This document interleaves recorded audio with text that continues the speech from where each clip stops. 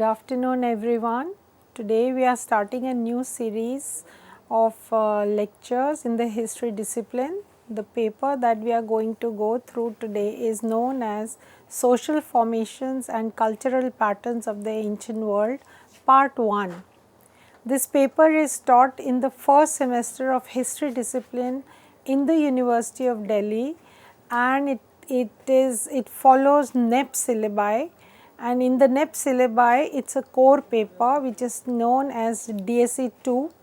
The focus of the paper is on the Ancient World Part 1. Ancient World Part 1 means that it is a paper about two things primarily. One is the evolution of humans, and the second part is how humans have progressed through the times right up to the advent of Iron Age. In this talk today, in this lecture today, we are going to look at the first unit of the social formations and cultural patterns of the ancient world, part 1. We will start with unit 1, evolution of humans and hunting gathering cultures. This is a unit which has 3 rubrics in it, and we will, or subunits in it, and we will start with the subunit understanding prehistory in today's lecture. Now, this prehistory is a very crucial aspect of the syllabus on social formations and cultural patterns, and by understanding prehistory we will go through a number of learning outcomes. First of all, the lecture will deal with the idea and the concept of prehistory. We will then go on to understand how do we define prehistory, what are the sources of prehistory, how was the culture in prehistory, was there an environmental backdrop in prehistory, and where do we place human evolution in prehistory. There is a very significant distinction between history and prehistory. Prehistory, as the term denotes, means anything that has happened before history began. But we must distinguish between the two phenomena to place prehistory in the correct context. In simple terms, history means written record of human achievements, meaning humans wrote their own records, and we have learnt about human achievements, human accomplishments, their difficulties or their failures from whatever written records they have left behind. So, if we look at history, it begins with the invention of writing as a phenomena or course of human development.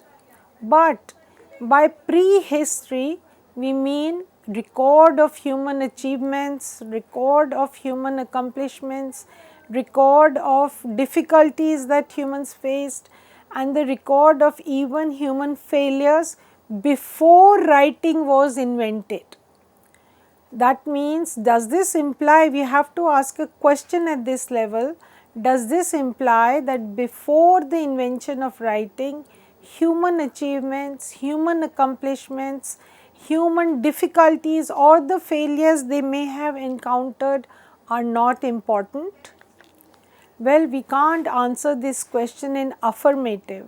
What we have to remember is that to the contrary, human achievements and accomplishments, say in technology or even in socio-economic organization, were formed, even when the socio-economic organizations were formed and developed before the human could even learn to write or read a word.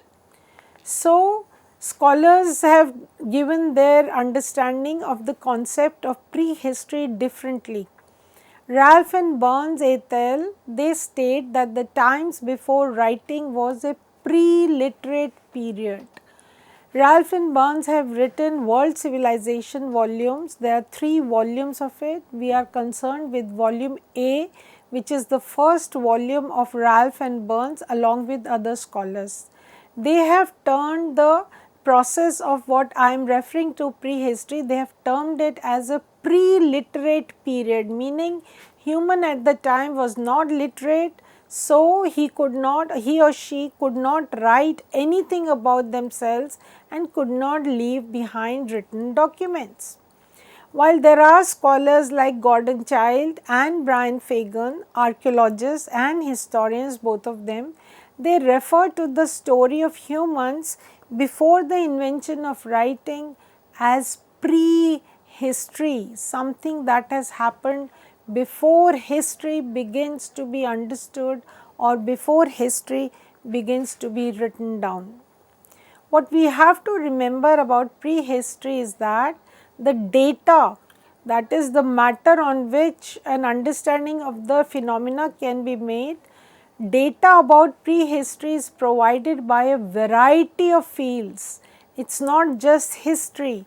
Variety of fields means such as paleontology, which is the study of fossils, archaeology, which is the study of material remains, geology, which is the study of the earth or earth science, biology, study of living organisms, anthropology, study of humans, molecular genetics, which is the study of genes at molecular level, among other subjects. For history, what we have to remember is that primary researchers who work in prehistory are paleontologists who study fossil remains, archaeologists and physical anthropologists who work on excavations, their discoveries through excavations, geologic surveys and contributions by the scientists and of the scientists. These fields, varied fields, they reveal and interpret the nature and behavior of prehistoric people. But before we look into details of these fields and their contributions, let us first try and demarcate prehistory from history. That is the baseline. We all know and we have been taught and we have been studying also that history is an account of kings, rulers, governments, dates, events, issues and what have you, etc., etc. These aspects are related to numerous battles, treaties, personalities, persons, laws or decrees passed by the state or governments or the rulers. We also know that history is a written record of the past. It is about the written record of men and women both, the rulers and the ruled, the poor and the rich. We also know that history is the record of socio-economic institutions that men and women have created. These are the institutions that shape the lives of humans, like we can exemplify these, for example, family, which everybody understands, or social class or economic class or manners as in the feudal times in European parts of the world, or urban life throughout the world, or the phenomena say of capitalism or industrialism. Even ideas, human ideas we have to keep in mind, as particularly intellectual ideas are a part of history's concern.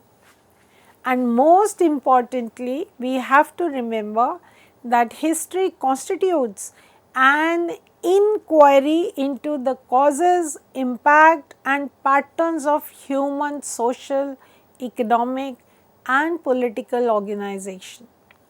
Historians who are writing history for us or who are working on older documents, written ones, they have constantly equipped themselves with new historiographical methods or new methodologies and tools of research, and they search for forces of change through their discipline. But when we look at prehistory, in a sense, it can be viewed as an anonymous phenomena. Anonymous meaning the term has to be explained. For example, It is the prehistory is the history of people or humans who have not written about their own selves. They have not left behind any written document, and this is because records of prehistory are not books, neither are these written documents nor manuscripts. Prehistory is constructed nevertheless primarily from material remains and artifacts. Now, we need to understand the details about material remains and artifacts. A. Material remains help us understand general patterns and changes that happened in prehistory as an era. As sources of prehistory, the material remains and artifacts are varied. They are and these are varied and different, and these can be categorized also differently. For example, let us look at stone tools, shovels, picks, which are used for digging or breaking the stones or as a through the hammering technique or other related activities. Picks used for digging and such type of tools.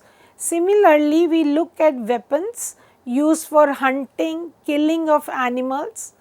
Other prehistory sources include dwelling ruins or the ruins of the houses in which they must have taken shelter, particularly the caves, rock shelters or later construction of houses and their ruins, and mud bricks, dishes, utensils, ornaments, prehistoric art and paintings. These are all sources of prehistory, meaning from these sources historians and experts have managed to draw a picture of the time period.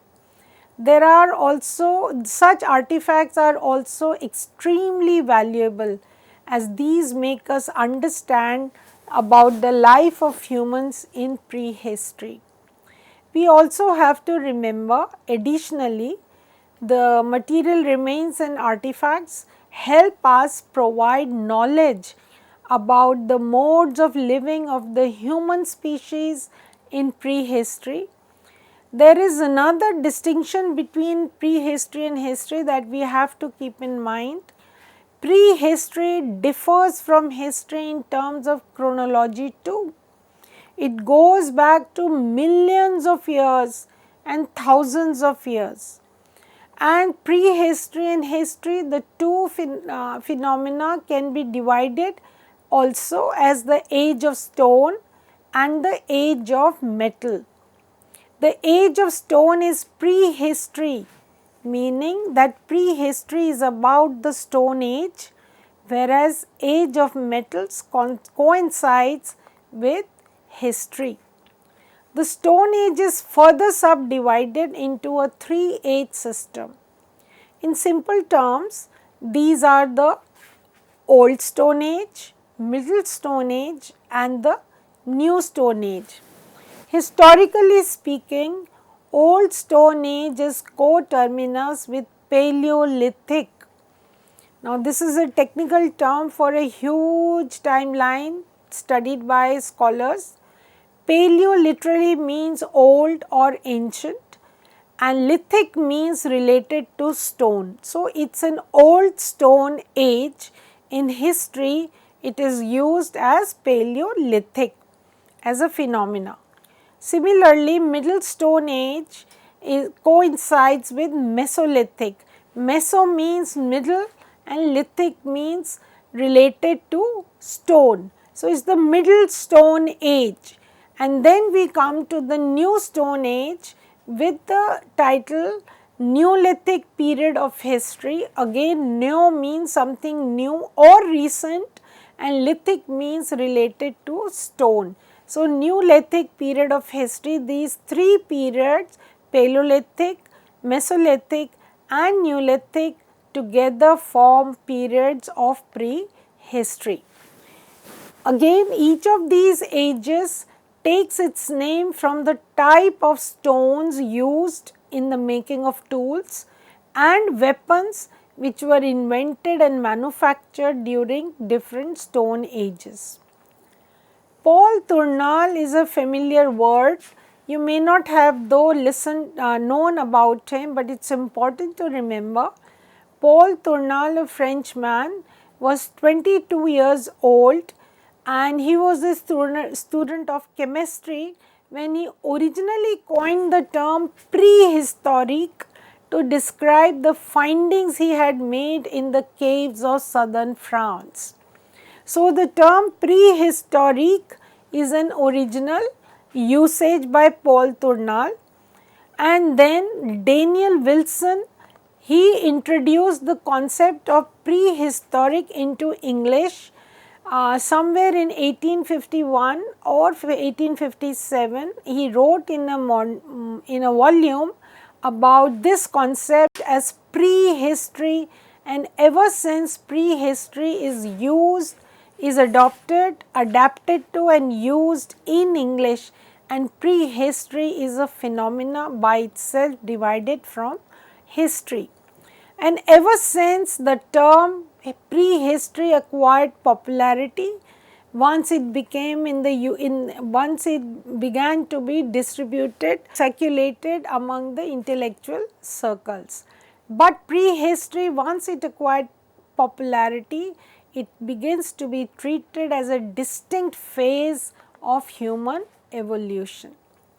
Generally speaking, prehistory can refer to the time since the beginning of the universe, or it may refer to the time since life appeared on the earth.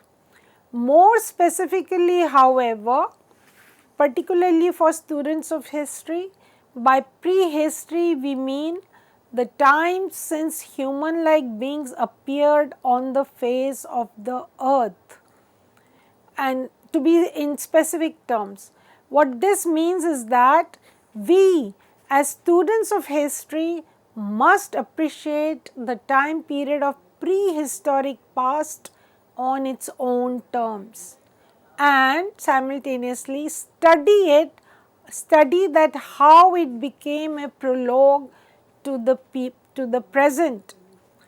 Prehistory needs to be seen and understood through the eyes and minds of those who lived it and those who lived in it millions and thousands of years back, even though some of them may have become extinct by now, that is related to the species. We need to understand these basics. We are told that earliest prehistoric discoveries and excavations had begun somewhere in 1870s.